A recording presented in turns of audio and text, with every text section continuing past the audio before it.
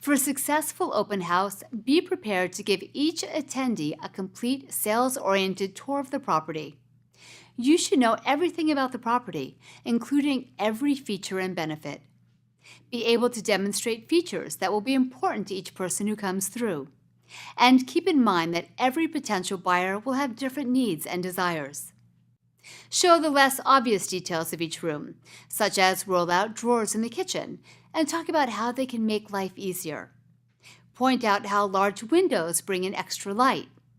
Always remember to explain a feature's benefits. Be ready to answer any questions about utilities, costs, the neighborhood, the home's construction, the room sizes, and how the home compares with others for sale. Prepare to give positive and detailed answers to buyers' questions. Anticipate objections and be prepared to overcome them. Is the home on a busy street? Does it have a view that's less than ideal? Is the master bedroom too small for a king-size bed?